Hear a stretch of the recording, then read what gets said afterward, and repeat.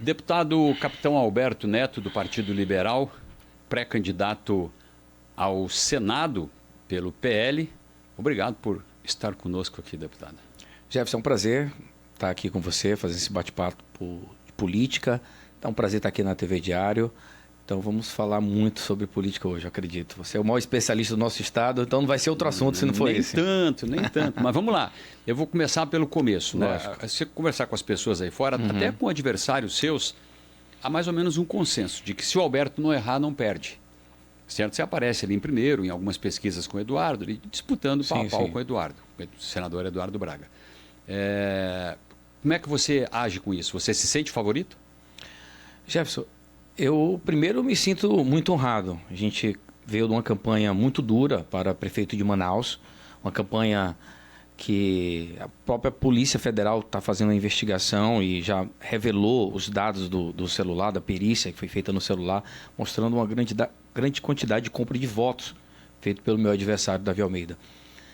Então a gente saiu de uma campanha muito dura, onde minha vida foi investigada de tudo que é jeito, exposta, questão familiar, foi um negócio horroroso, foi uma guerra que nós vivemos. Mesmo perdendo a eleição, né, dessa maneira, nós saímos vitoriosos. Por quê? Nós organizamos o time da direita. Hoje a gente tem um time muito forte.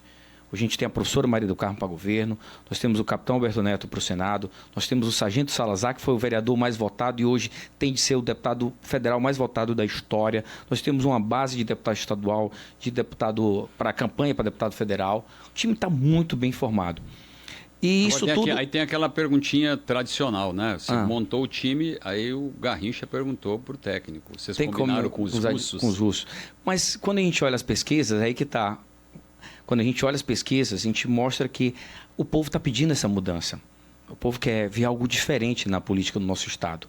E o time da direita, o time da professora Maria do Carmo, que é o capitão, que ela foi minha vice para a campanha, então ela teve uma experiência majoritária agora junto comigo. Então ela está muito preparada para disputar. Então o que eu quero te dizer em relação ao favorito, que o nosso time é favorito.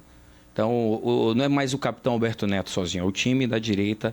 E por estar à frente, por ter mais tempo na política dentro desse time, me sinto muito honrado em ver pesquisa, ver meu nome bem. E a direita em Manaus está cada vez maior. No estado, graças à internet, está crescendo. Ontem mesmo eu vim do município de Tefé. Há uma aceitação muito grande. Eu vejo um crescimento da direita. As pesquisas mostrando que o Flávio Bolsonaro já aparece em algumas pesquisas à frente do Lula. No interior? Não, no estado do Amazonas. Então, no interior, a gente está tentando reduzir essa diferença, né? Graças à comunicação, à internet chegar com mais facilidade no interior do estado. Vocês têm o maior problema, parece ser, né, o Omar com a força que tem no interior, é evidente, né? Não sei o que vai resultar isso na hora do voto também, porque os russos têm que falar com eles, né? Mas ele representa o Lula e o Lula nunca perdeu uma eleição no interior. Sim. Aqui, né? E não vai perder de novo. O que nós queremos fazer é aumentar a nossa diferença na capital e reduzir a nossa diferença no interior. E a internet tem nos ajudado. Como jogar a toalha no interior, Alberto? Não vai é ganhar porque de novo. Isso assim tem que ser científico, né? A pesquisa mostra isso e na pesquisa ele te dá algumas vertentes que você pode caminhar, alguns caminhos para que você consiga reduzir essa diferença, né? Mostrando, por exemplo, os escândalos do governo Lula, saber que o escândalo agora do INSS, os aposentados que foram roubados do nosso país, que foi no governo dele, o escândalo do Banco Master, então com envolvimentos de políticos do Lula, do PT, isso vai fazer com que o povo se reflita, mas o que mais eles vão refletir, e que eu escuto da população, é quando ele entra no supermercado. Prometeram picanha, prometeram cervejinha, mas quando ele entra no supermercado, ele vai comprar um café que custa R$34, R$36. E isso está ferindo as pessoas que votaram no PT. Estão refletindo. A inflação aí de 4%, 5%, a inflação dentro da margem é porque a inflação não opera diferente na cabeça das pessoas? A inflação, se você colocar o número em si, a população, a grande massa não vai conseguir enxergar se isso é bom ou se é ruim. O que ele enxerga mesmo é quando ele vai nas compras. Quando ele vai fazer suas compras, ele vai comprar o arroz, o feijão, a proteína, quando ele vai comprar o seu café. Isso ele sente. Porque a inflação é todo um cálculo que tem produtos que reduziram, tem produtos que aumentaram, mas o que ele precisa consumir diariamente ficou mais caro. O governo não conseguiu trabalhar para baratear e melhorar o custo de vida, a qualidade de vida das pessoas. Infelizmente, o PT falhou. Nós, mesmo sendo opositor ao PT, eu queria que desse certo, porque é meu país. Mas eles falharam e a gente vai mostrar nessa eleição que a gente tem um caminho de prosperidade para o Brasil. Eu vou falar um pouquinho dos adversários, não é que eu queira ali criar nenhum constrangimento e pedir para você falar de adversário, mas você tem adversários de peso. Por exemplo, o Eduardo é um adversário de peso, é do outro lado. O Eduardo é Lula, né? É um dos candidatos do Lula. Aí você vai ter o Plínio, que é as pessoas consideram não no sentido mal, mas no sentido de o segundo voto. O Plínio, todo né, político, o Plínio é um perigo no segundo voto. Se ele trabalhar pelo segundo voto, vai acabar, pode criar um problema para qualquer um que ficar em segundo lugar. Aí você tem a hipótese de ter o Marcos Rota, lançado pelo prefeito Davi Almeida, o de Sá, lá, o Rodrigo de Sá, que o governador pretende também, pelo que se informa, lançar como candidato, e o Marcelo Ramos do PT, né, que vai, queira ou não, vai dar um trabalho, porque é um cara afinado, com discurso e aquela coisa toda, e tem sido muito Lula, né? Embora já tenha saído, inclusive, do PL, né? Sim. Tem um livro que eu sempre leio, que o nome do livro chama-se Arte da Guerra. E eu te aconselho, você que está assistindo agora, ler esse livro, que ele é um livro filosófico, ele serve para a tua vida. E um dos ensinamentos é que você jamais pode menosprezar o adversário. A pesquisa é o retrato do momento. Você entende muito mais do que eu, Jefferson. E a campanha é toda uma história, é um enredo que é criado. Nós estamos, sim, mesmo estando bem posicionado na pesquisa, nós estamos com o pé no chão, analisando os adversários. Por exemplo, o PL pode lançar 2 senadores, né? O Flávio vindo aqui em Manaus, fazendo campanha para 2 senadores, pode impactar. Vocês podem lançar mais um? Essa hipótese podemos lançar mais um. Eu tenho conversado com o delegado Corte Silva. Que é para buscar o segundo voto? Seria aquele voto porque chapa? Eu tenho feito pesquisas e as pessoas querem votar na chapa do PL, na chapa da direita. Então, lançar um outro candidato pode ser estratégico para que o delegado Corte Silva, tenho conversado com ele, já colocou o seu nome à disposição, tem dado algumas entrevistas, tem se mostrado preparado para o cargo. É algo que nós estamos analisando, se é bom para o time como um todo, né? A professora Maria do Carmo ter duas candidaturas ao Senado. Então, isso tudo vai ser analisado através por pesquisas quali, quant, e nós vamos tomar essa decisão em grupo. Então, nós temos adversários muito fortes. O senador Eduardo já foi governador do estado, já foi prefeito, 2 vezes senador. Então, tem uma história longa na política, é um adversário duríssimo, domina o interior. Agora, é uma eleição que a gente tem que pensar, é uma eleição de 2 votos. E muitas vezes, como você disse, que o Plínio é perigoso, que às vezes o segundo voto é o voto campeão. Então, qualquer adversário não pode ser um inimigo. Ele é adversário, nós temos os nossos confrontos, as nossas divergências, mas o eleitor, a gente tem que pensar com o eleitor vai ter que votar 2 vezes. Então, muitas vezes, a pessoa vai votar no Eduardo, mas o eleitor vai ver o trabalho do capitão, 9 leis aprovadas, 3 leis estão dando prosperidade para a Zona Franca. Mostrei meu trabalho como deputado federal, sabe da minha história na segurança, sabe que o país precisa de alguém que tenha coragem para enfrentar tudo isso que nós estamos passando, essa corrupção do sistema. Então, eu gosto do Eduardo, mas vou votar também no capitão Alberto. Eu gosto do Plínio, eu vou votar na direita, eu vou votar no capitão. Então, é uma estratégia que a gente precisa analisar, de pegar também esse segundo voto. Tem o voto da direita, que é o voto do capitão. Os caras votam na chapa inteira, vai votar no Flávio, vai votar na professora Maria do Carmo, vai votar no capitão Alberto Neto. E tem também os eleitores independentes, que não é de direita, não é de esquerda, que quer ver o trabalho do parlamentar, se o parlamentar está preparado para o cargo. Nós temos que ir atrás desse voto também, muitas vezes ou no primeiro ou no segundo voto, porque conta do mesmo jeito. Então, é uma eleição muito estratégica quando se trata de 2 votos. Não é uma eleição que a gente vai para o confronto diretamente com os adversários. É uma eleição que a gente vai tentar pegar o segundo voto de todo mundo para se sagrar campeão dessa eleição. É milimétrica, né? Sim.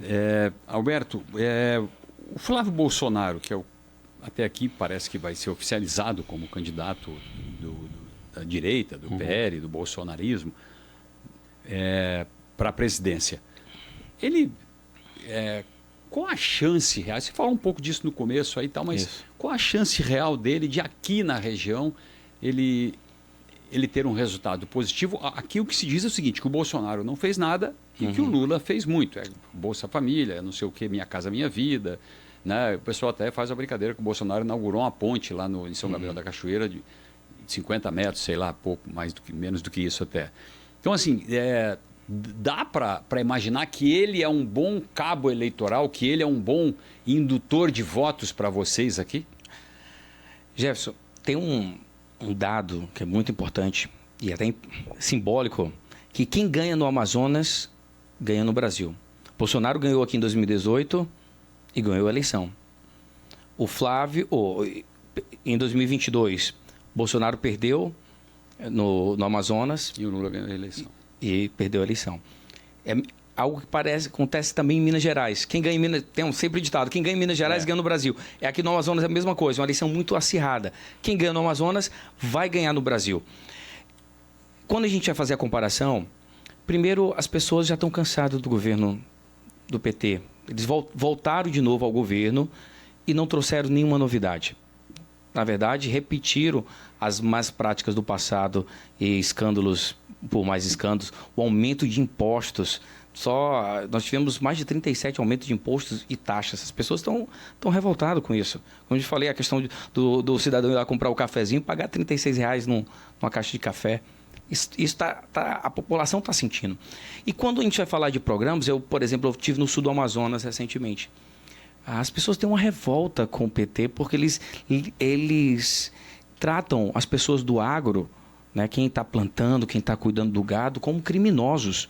O IBAMA chega arrebentando com todo mundo, tratando como se fosse traficantes de droga, pessoas perigosas, e são trabalhadores que estão lá alimentando a nossa gente. Então há uma revolta, por exemplo, no sul do Amazonas com o PT.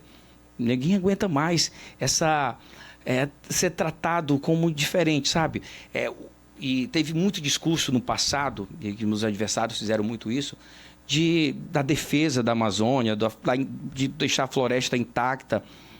Só que deixaram o nosso povo na miséria. E agora o nosso povo quer trabalhar, quer prosperar, e nós temos um governo que reprime isso. E o governo Bolsonaro...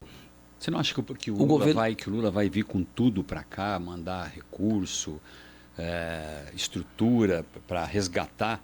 Porque o PT perdeu parlamentares no Pará, em Roraima, em Rondônia, no Acre, e no Amazonas tem um vereador e um deputado estadual. Sim. Ou seja, a gente diria assim, essa quantidade não está à altura do que o Lula tem de voto aqui ainda, né? Sim, porque as pessoas estão acordando. Só no sul do Amazonas, eu falei sobre a questão do agro, e a gente vai olhar o que o Bolsonaro fez e o que o Lula fez, que tem essa comparação. No governo Bolsonaro, e eu fui vice-líder do governo, nós entregamos 450 mil títulos. A gente entregava para a mulher, a dona de casa, para ela ter o título da propriedade. Porque com o título, você consegue crédito rural, você consegue modernizar sua produção, você dá dignidade e prosperidade para o homem do campo. O governo do PT não entregou nada. Tratou o homem do campo aqui do Amazonas como marginal, como criminoso. Então, é uma diferença. Os prefeitos todos reclamam do governo Lula. Por quê? Porque na época do Bolsonaro, o Bolsonaro não fez... Não, o Bolsonaro entregava o recurso direto para a prefeitura. Para a ponta, porque é o prefeito que está lidando com as pessoas. É o prefeito que tem que resolver os problemas da cidade. Né? E a maioria dos problemas estão na prefeitura, não estão lá em Brasília. Então, o nosso discurso era esse: menos Brasília e mais Brasil. E mais Brasil o quê? Mais para as prefeituras. Então, você vê vários discursos na internet de prefeitos do PT revoltados com o governo Lula porque reduziu a quantidade de recurso. A questão do Bolsa Família, que na nossa época a gente chamava de Auxílio Brasil. Foi no governo Bolsonaro que nós saímos de R$200 para 600, 150 para 600. Reduzimos a fome em 23%. Agora erramos na comunicação, tivemos nossas falhas. Então, esse mérito do Auxílio Brasil, que é o Bolsa Família hoje, ficou com o governo Lula. Então, ele ganha, infelizmente, nas áreas mais pobres, nas áreas que são dependentes do Bolsa Família, e o Lula leva vantagem por ser o padrinho desse programa. Na verdade, não é. O programa começou lá no Fernando Henrique Cardoso, aprimorou no governo Lula, sim. Mas a comunicação fez isso. E no Flávio, no Bolsonaro, nós ampliamos isso e reduzimos a fome de verdade no Brasil. Essa que é a verdadeira verdade. Só que a comunicação, e você é mestre nisso, nós falhamos na comunicação e perdemos a eleição. Maria do Carmo, ela não tem a estatura política ainda de um governo. Eu estou falando em tese, não estou fazendo nenhuma crítica específica a ela. Mas é histórico político, nunca teve um mandato. Você acha que ela tem que, na hora em que as pessoas ligarem aquele botãozinho modo campanha, modo eleição, modo política mesmo, ali de julho em diante, né? Você acha que essa falta dessa estatura, desse teste eleitoral objetivo, uma vitória aqui, não prejudica um pouco ela? Você acha que ela supera isso? E com o que você acha que ela supera? Todo candidato tem seus pontos fortes e seus pontos fracos. A professora Maria do Carmo tem muitos pontos fortes, né, de ser a novidade da eleição. Isso aí, e essa sede de mudança encaixa no nome da professora Maria do Carmo. Dizem que ela está no lugar certo, na hora certa. É um encaixe perfeito, é o cenário que o povo está pedindo, porque o lance de combinar com os russos é combinar com o povo. O povo está clamando por mudança. E quando você olha no cenário para o governo, vê o senador Omar, vê o prefeito Davi, e você olha a professora, quem é a candidata diferente? É a professora Maria do Carmo. Então, o povo que pede mudança vai votar na professora Maria do Carmo.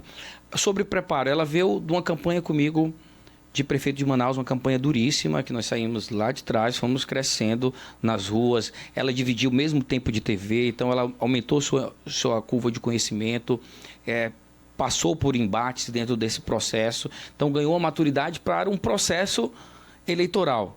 Lógico que ela não tem a mesma maturidade dos seus adversários, isso é óbvio, é um ponto fraco. Mas o que ela tem de forte, ela vai compensar nessa questão de campanha. Porque...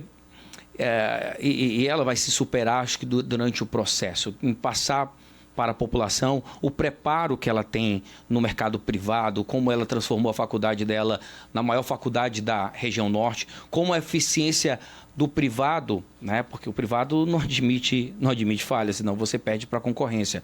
No Estado, quando você... mais de gestor. Quando no Estado você falha, quem sofre é a população. Essa imagem é importante, a imagem da gestora, não da professora, mas a imagem da gestora, da gestora que transformou, pegou uma faculdade no início e transformou na maior da região norte. E a gestora que está investindo em turismo com dinheiro próprio, quando compra o Hotel Tropical. A gestora que com dinheiro próprio está reconstruindo a Santa Casa.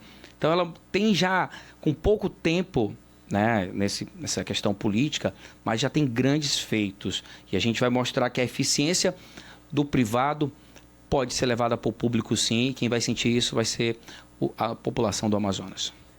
O PL, neste momento, está unido aqui. O PL acabou aquela... Salazar não ia ser candidato, agora é candidato pelo PL. Até aquele...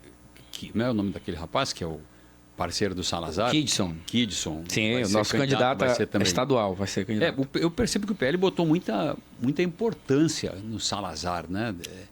Olha, em relação à união, o PL está totalmente coeso, está unido, o time está formado e não tem nem concorrência, a concorrência maior entre deputado federal e deputado estadual ali, para quem tiver mais voto...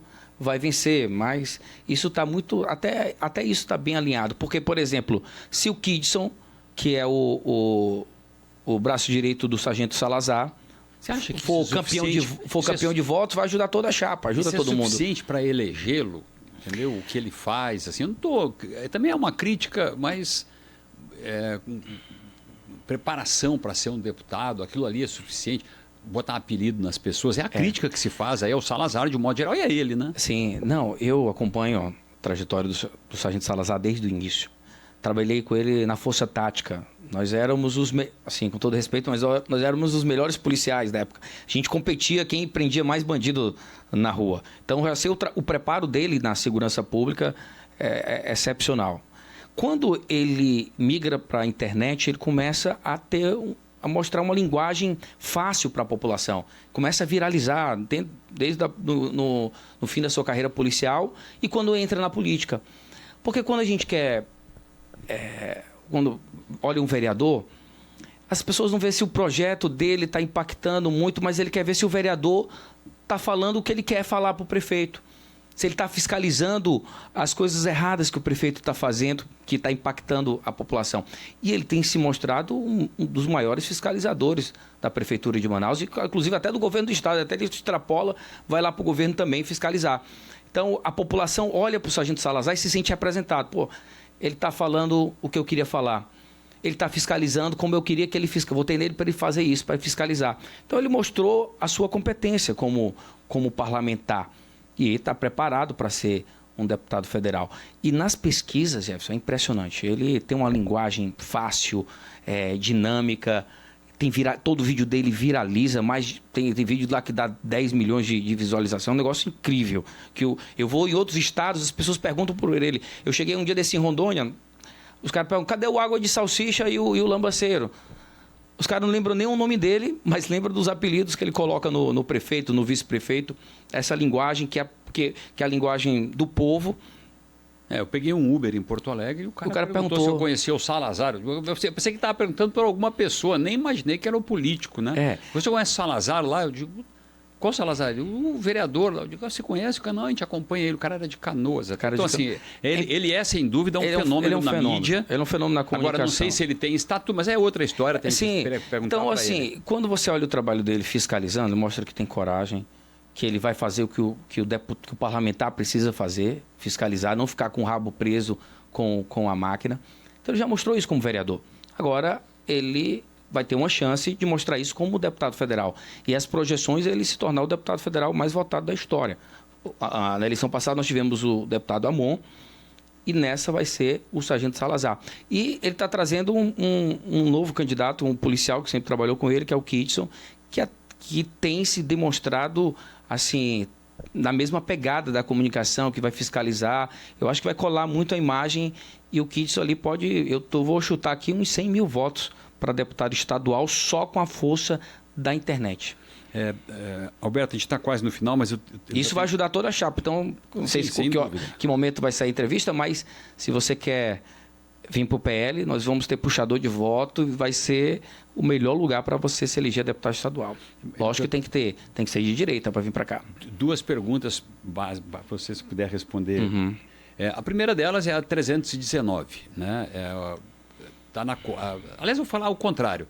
Reforma tributária. A bancada toda foi importante, eu comentei isso várias vezes, a bancada pequena em relação aos outros estados, e nós conseguimos uma reforma tributária que, em tese, favorece a Zona Franca de Manaus. Mantém os privilégios e as vantagens daquele negócio todo. Parabéns à bancada. Mas a bancada não conseguiu a 319. Todo mundo fala, você fala, todos os parlamentares fizeram viagens, material, vídeo sobre e está no mesmo lugar a 319. Isso não vai ser cobrado? Essa conta não vai ser cobrada na campanha? Vai ser cobrado e temos que ser transparente com o povo. Você andou pela 319 quando ela foi asfaltada? Eu andei pela 319 fazendo o projeto Rondon e o Humaitá de ônibus e ela volta e asfaltada. Foi asfaltada na época dos militares. Entrou o governo do PT dominando 20 anos no nosso país com a política ambiental xiita e olhou para 319 e viu ali, olha... Nós passamos pelo Bolsonaro e pelo... Sim, vamos já chegar. Pelo general lá também. Já vou chegar lá. Mas olha a quantidade, foram quase 20 anos no PT. O trecho do meio chega a 800 quilômetros. 400? 400. O trecho todo 800, o que está danificado, 400. Pior em estado o atravado é 400 quilômetros, que é o trecho do meio. Então foram anos e anos de abandono, porque o PT olha aquela estrada, a esquerda olha aquela estrada e acha que aquela estrada, se asfaltar, vai aumentar o desmatamento. Se eles têm essa consciência, se asfaltar vai aumentar o desmatamento, o que é que eles vão fazer? Não, vamos asfaltar. Porque eles querem fazer uma propaganda para o mundo. É isso que trava. É isso que trava. E criou-se uma cultura dentro até do judiciário. Nós temos uma militância xiita no Ministério Público Federal em relação aos embates da 319. Por exemplo, no final do governo Bolsonaro, nós conseguimos fazer o licenciamento ambiental, que é o mais difícil, porque a legislação ainda era a legislação antiga. Mas no governo Bolsonaro, com muita força, nós conseguimos aprovar. Veio o governo Lula, o Ministério Público, devido a uma ação de uma ONG, conseguiu... Uma prévia que tinha autorizado. Pois é, a prévia conseguiu derrubar a prévia. Nós votamos agora o novo marco legal do licenciamento ambiental. Isso vai facilitar com que a gente rompa essas barreiras desse ambientalismo xiita e consiga avançar na 319. Agora, se acontecer alguma coisa ali, vai cair na conta de quem é governista, né, também. O que acontece? E aí é conceito. Nós, da direita, acreditamos que asfaltar 319 é essencial para integrar o Amazonas, a região norte com o Brasil. Nós acreditamos que asfaltar 319 não vai aumentar o desmatamento, porque vai ter Polícia Federal passando pela estrada, vai ter Rodoviária Federal, o próprio IBAMA vai ter facilidade de chegar nos lugares para fazer a fiscalização. A esquerda acredita que se asfaltar 319 aumenta o desmatamento e eles não vão querer asfaltar 319. É simples assim. Eles vão enrolar a população, vão fazer 1001 promessas. Nós vamos lutar. Nós queremos e nós vamos lutar para trazer o recurso, enfrentar esses ambientalistas xiitas que estão na esquerda, que estão no PT. Vamos derrotá-los nessa próxima eleição e tenho certeza que esse sonho que é do povo do Amazonas, de integrar, de se sentir parte de verdade do Brasil, que muitas vezes a gente não se sente, que a 319 é um desses sonhos que nós vamos lutar e nós vamos realizar sim. Com a direita no poder, com a esquerda, eu acredito que é muito difícil. Deputado federal, capitão Alberto Neto, do Partido Liberal, pré-candidato ao Senado pelo PL aqui no Amazonas. Obrigado pela sua presença aqui, Alberto. Jefferson, eu queria deixar a última mensagem. Sou pré-candidato ao Senado. E temos dois sentimentos para o candidato ao Senado que a gente precisa nesse momento que o Brasil pede. A gente precisa de coragem e precisa de competência. Coragem, toda a minha história, né, tanto na polícia como na política, mostrou que eu tenho. De enfrentar os criminosos, aprendi os criminosos mais perigosos da nossa cidade, como policial. No governo, enfrentei como oposição, estou enfrentando todos os dias o governo, o governador, já disputei uma campanha agora contra o prefeito. Coragem já mostrei que tenho, tanto na polícia como na política. E competência. Como 2 mandatos de deputado federal, 9 leis aprovadas, tem um PEC aprovado, tem 3 leis que estão fazendo a Zona Franca de Manaus prosperar, um programa do governo federal chamado Brasil Semicondutor, é lei do capitão, a lei de prorrogação dos incentivos da informática, é lei do capitão Alberto Neto, do PPB, lei do capitão Alberto Neto. Eu já mostrei a competência, coragem e competência. Coragem para enfrentar esse momento de abuso de autoridade da Suprema Corte, principalmente, e a competência para defender o estado do Amazonas, fazer esse estado prosperar, e é isso que o nosso povo merece. Muito obrigado, Alberto Neto. A gente volta ainda esta semana com outra entrevista e outras entrevistas aqui neste espaço.